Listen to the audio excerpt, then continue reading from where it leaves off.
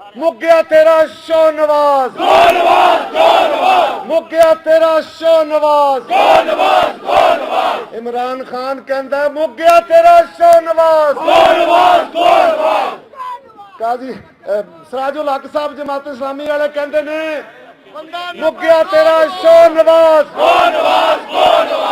साडियां भैणां कहंदियां ने मुक गया तेरा शो नवाज।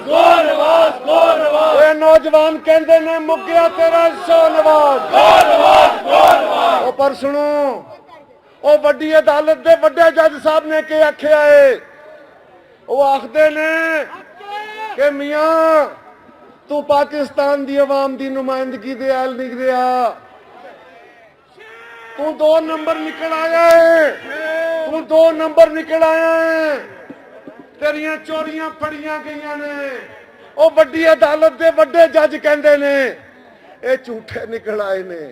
उत्थे इन्हां दा केस चलदा है पिया, पता नहीं के होना है, लेकिन फिर भी वड्डी अदालत दे वड्डे जज कहंदे ने उन्हां के आख्या है, उन्हां नारा ला दिता है ओ बंदा नंबर 2 नवाज, बंदा नंबर 2 नवाज।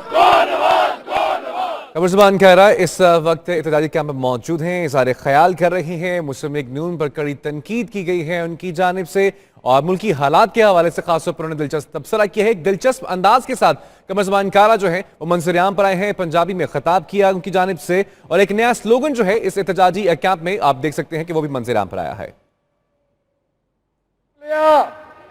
ਉਹਦਾ ਹਿਸਾਬ ਸ਼ੁਰੂ ਹੋਇਆ, ਇਹਨਾਂ ਨੇ ਐਲਡੀਏ ਦੀ ਬਿਲਡਿੰਗ ਨੂੰ ਅੱਗ ਲਵਾ ਦਿੱਤੀ, ਉਹਦੇ ਚ 22 ਬੰਦੇ ਮਰ ਗਏ, ਇਹਨਾਂ ਨੂੰ ਕੋਈ ਪੁੱਛਣ ਵਾਲਾ ਨਹੀਂ। ਅਸੀਂ ਜੰਗਲਾ ਬੱਸ ਤੋਂ ਬਾਅਦ ਮੈਟਰੋ ਟ੍ਰੇਨ ਦਾ ਸ਼ਾਹਜੀ ਹਿਸਾਬ ਮੰਗਿਆ, ਇਹਨਾਂ ਨਸ ਪਾਕ ਦਾ ਰਿਕਾਰਡ ਸਾੜ ਸੜਿਆ।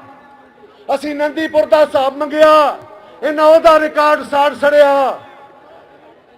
ਅਸੀਂ ਇਹਨਾਂ ਕੋਲੋਂ ਮੋਟਰਵੇਆਂ ਦਾ ਹਿਸਾਬ ਮੰਗਿਆ, ਇਹਨਾਂ ਨੇ